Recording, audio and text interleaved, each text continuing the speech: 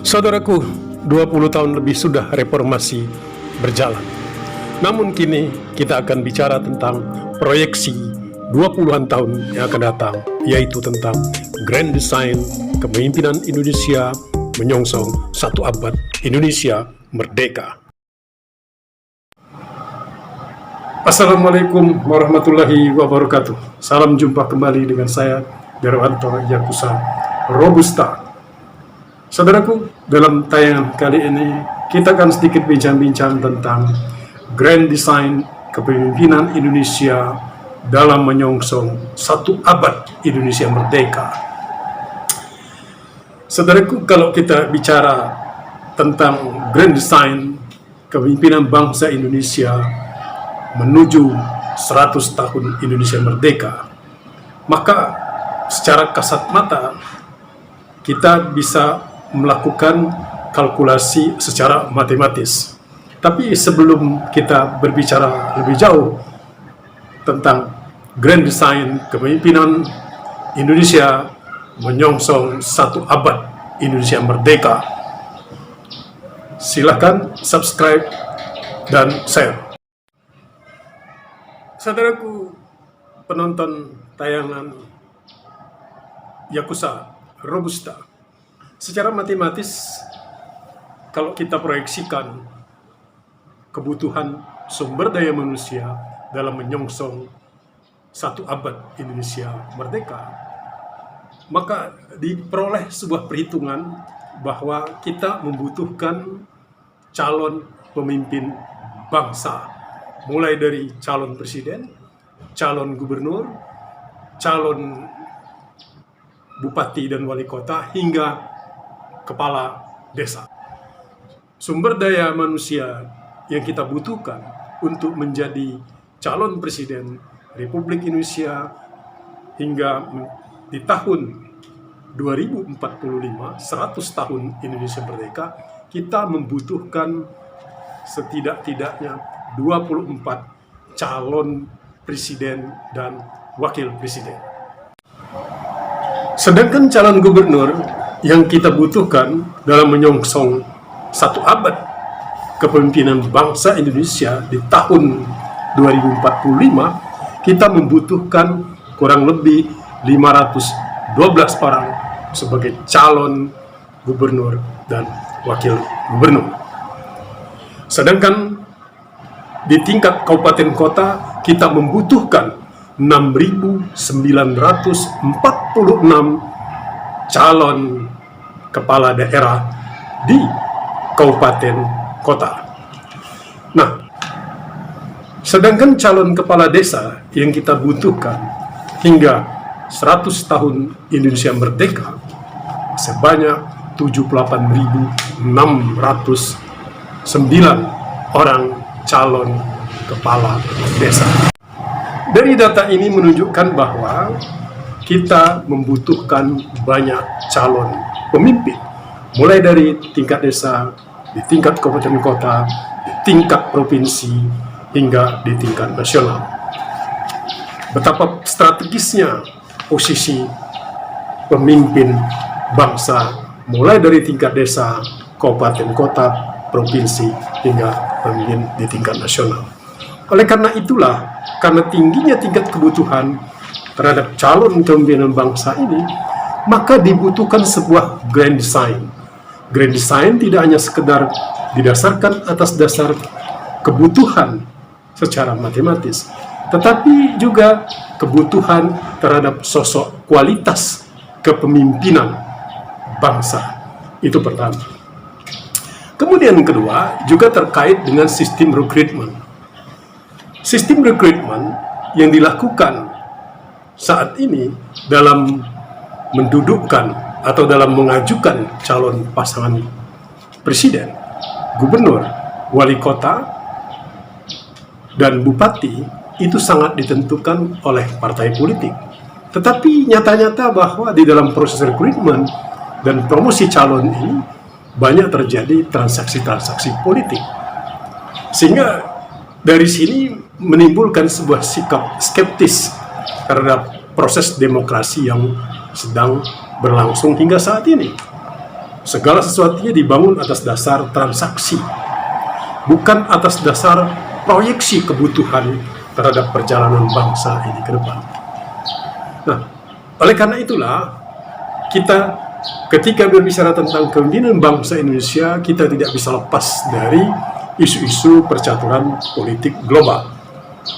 Salah satu di antaranya adalah tentang kepemimpinan Islam dan kepemimpinan nasional di Indonesia. Problem yang sering kita temui bahwa dalam konteks kepemimpinan nasional yang dibangun atas dasar semangat nasionalisme, nyata-nyata bahwa nasionalisme kita sering mengalami bentuk yang beraneka rupa, tidak memiliki sebuah stabilitas pemahaman yang sama dari periode ke periode.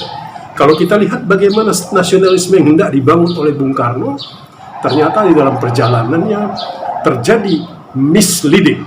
Salah satu di antaranya timbulnya keinginan yang kuat dari Orde Lama untuk menempatkan komunisme sebagai salah satu komponen dalam kehidupan berbangsa dan bernegara.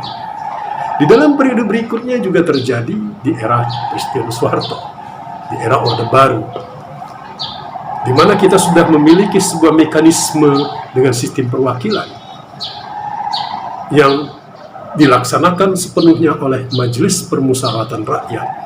Tetapi nyata-nyata bahwa komponen-komponen yang terlibat dalam proses itu bukan dibangun atas dasar demokrasi dalam pengertian yang sesungguhnya.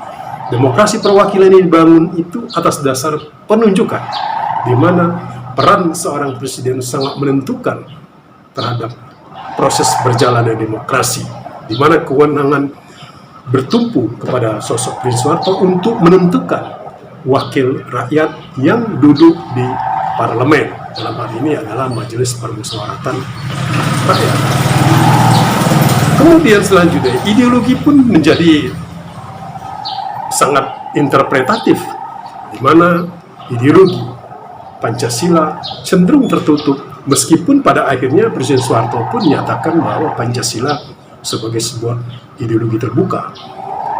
Tetapi di dalam pelaksanaannya, rezim memperlakukan persyaratan secara ketat dalam bentuk penataran, pedoman, penghayatan, pengamalan Pancasila.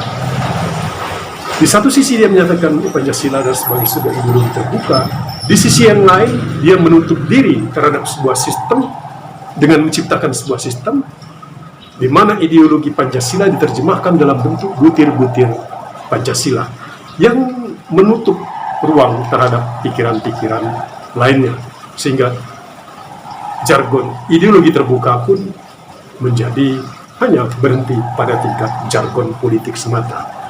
Ketika masuk dalam era reformasi, kita melihat proses demokrasi kita sangat berjalan sangat liberal, dan di dalamnya juga banyak terjadi transaksi-transaksi politik tanpa ada isu yang jelas, di mana intervensi dari kekuatan modal adalah merupakan sebuah realitas tidak bisa terbantahkan. Dan pada saat yang sama, beberapa dekade terakhir menunjukkan ideologi Pancasila mengalami penyempitan. Dia bukan sebagai ideologi yang terbuka, tetapi justru ada keinginan yang kuat untuk mereduksi dari 5 sila, dari panca menjadi trisila, dan kemudian menjadi ekasila. Ketika Pancasila ini menjadi trisila dan ekasila, maka berarti sudah mengalami penyempitan dalam pengertian bahwa butir-butir sila masing-masing dari sila itu mengalami pengurangan demi pengurangan, dari 5 menjadi 3 dan menjadi 1.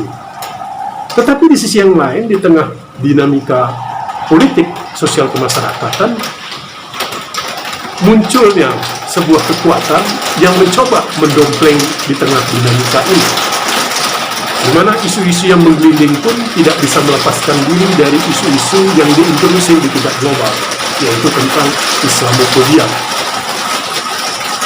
Nah, isu-isu di tingkat global ini kemudian sedemikian rupa masuk di dalam sistem perpolitikan tanah air. Celakanya di dalam situasi seperti ini justru dunia internasional, dunia global menunjukkan bahwa Islamophobia sudah mulai ditinggalkan dengan melihat indikasi yang sangat terlihat dari ketika Amerika dan beberapa kekuatan politik dunia meninggalkan Afghanistan dan memberi kesempatan kepada Taliban untuk memimpin negara Taliban. Ini adalah sebagai sebuah tanda bahwa dunia internasional ternyata mulai membuka diri terhadap kepemimpinan Islam, terhadap kekuatan-kekuatan Islam. Namun hal ini justru berbanding terbalik dengan kondisi realitas di Indonesia, di mana jargon-jargon yang dimunculkan ke permukaan lebih bernuansa kepada Islamophobia. Nah, oleh karena itu adalah bagaimana kita bisa membangun sebuah grand design kepemimpinan bangsa dalam menyambut Indonesia 1 abad merdeka. Saya kira ini adalah problem besar bagi kita. Bagaimana kita mampu merumuskan sebuah grand design kepemimpinan dengan situasi politik saat ini, terlebih partai-partai politik dan elit-elit partai politik dicengkram oleh kekuatan oligarki, dan banyak perilaku-perilaku yang muncul ke permukaan adalah perilaku-perilaku politik, petualangan politik dan transaksional, dan di balik itu semua adalah kekuatan oligarki yang ekstraktif, oligarki yang memeras, bukan oligarki dalam pengertian sekelompok orang bijaksana, sebagaimana konsep oligarki sebagai sebuah antitesa terhadap dominasi monarki absolut. Karena kenapa? Oligarki itu pada awalnya, kalau kita kembalikan kepada sejarah, adalah merupakan sebuah antitesa dari sistem negara monarki absolut yang bertumpu pada di tangan satu orang, kemudian melahirkan sebuah konsepsi baru, yaitu kepemimpinan oligarki yang harus didistribusikan kepada sekelompok orang. Tetapi kini kepemimpinan oligarki ternyata dalam perjalanannya di akhir abad sekarang ini ternyata lebih memeras. Artinya sekelompok orang inilah yang akan mengendalikan kehidupan berbangsa dan bernegara. Setidaknya dapat kita rasakan pada saat ini, di mana aset-aset bangsa dan negara, kekayaan-kekayaan yang ada, hanya dikuasai oleh segelintir orang.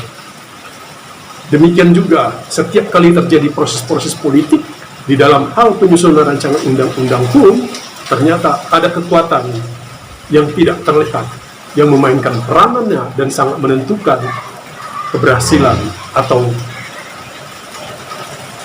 berjalannya atau pembahasan terhadap produk undang-undang tertentu. Setidaknya terkait misalnya undang-undang mineral dan batubara, di mana sebelumnya terjadi perdebatan-perdebatan sengit daripada wakil rakyat, dan pada akhirnya mereka sudah bersepakat memutuskan sebuah undang-undang.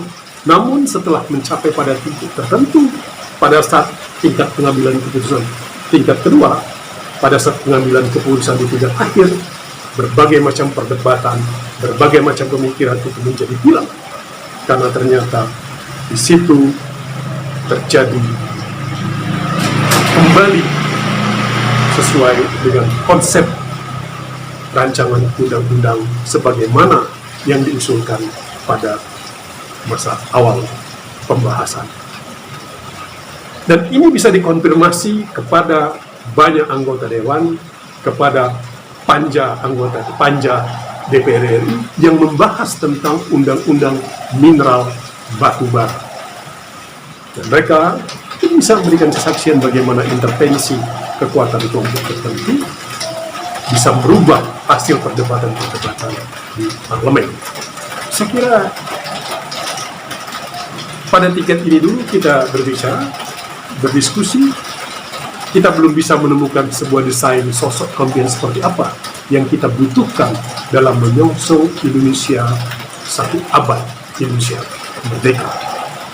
Namun yang bisa kita sikapi saat ini adalah baru berada pada tahap keprihatinan, karena kita belum mampu merumuskan, belum mampu memberikan sebuah kesepakatan, belum mampu menedah diri kita terhadap kebutuhan kepemimpinan dalam menyongsong 1 abad Indonesia merdeka.